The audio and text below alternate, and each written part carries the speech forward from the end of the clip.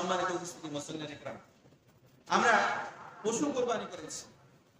আমরা বিভিন্ন হিসাবে পত্রপত্রিকার মাধ্যমে জানতে পেরেছি এবছর 91,36,000 কোরবানি হয়েছে। হয়তো একটা চামড়ার হিসাব অনুযায়ী করেছে যে চামড়া কতগুলো বিক্রি হয়েছে, আরো অনেক চামড়া অবিকৃত রয়ে গেছে, অনেক ছাগল অবিকৃত রয়ে গেছে। ছাগলের চামড়া বেশিরভাগ বিক্রি হয়নি। হয়তো যেটা 91 লক্ষ সেখানে হয়তো কোটি ছাড়িয়ে যাবে কোরবানি আমাদের এই বাংলাদেশে। আবার এখানে অনেকগুলো শরীক হয়েছে, একই পশুতে 7 জন শরীক হয়েছে, 5 জন শরীক হয়েছে, অর্থাৎ সব মিলিয়ে মোটামুটি 5 থেকে 7 কোটি মানুষ কোরবানিতে শরীক হয়েছে বা শরীক কোরবানি করেছে। সম্মানিত উপস্থিতি, কি কোরবানি করেছে? কেউ দুম্বা কোরবানি করেছে, কেউ গরু কোরবানি করেছে, কেউ উট কোরবানি করেছে, কেউ ছাগল কোরবানি করেছে, কেউ ভাগে রেখেছে, ভাগে কোরবানি করেছে। তো যাই হোক, সেটা কি কোরবানি করেছে? পশু কোরবানি করেছে। সম্মানিত উপস্থিতি, এখানে আমাদের বিষয় হচ্ছে, জানার বিষয় হচ্ছে, বোঝার বিষয় হচ্ছে, আমরা গৃহপালিত পশু কোরবানি করেছি, কিন্তু আমাদের মনের ভিতরে, আমাদের অন্তরে যে পশুত্ব রয়েছে, আমাদের অন্তরে যে পশু রয়েছে, সে পশু কি কোরবানি করতে পেরেছি? আমাদের অন্তরে, প্রত্যেকটা মানুষের অন্তরে পশু রয়েছে,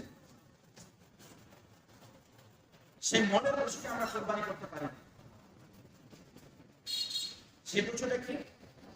জুলুম, নির্যাতন, হত্যা, রাহাজানি, খুন, গুম, চাঁদাবাজি, এই যে যারা করছে, আজকে আমাদের এই বাংলাদেশে দেখেন, কিছুদিন আগে প্রায় 1 বছর হয়ে গেল, যারা ক্ষমতায় ছিল তাদেরকে ক্ষমতা থেকে নামানো হয়েছে আন্দোলনের মাধ্যমে, রক্তের মাধ্যমে, শহীদের মাধ্যমে, জীবন দেওয়ার মাধ্যমে তাদেরকে ক্ষমতাচ্যুত করা হয়েছে। কেন?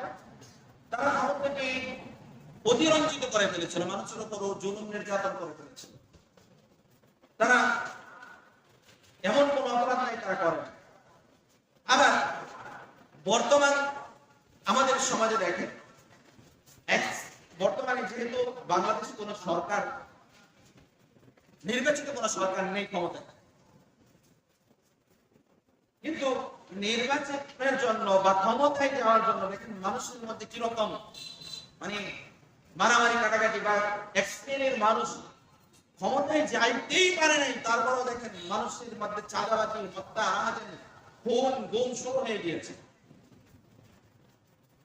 ক্ষমতায় যাওয়ার আগেই যে অবস্থা শুরু হয়ে গেছে আমাদের এই বাংলাদেশে, জায়গায় জায়গায় আপনারা দেখেছেন, অনেক দৃশ্য দেখেছেন, সেটা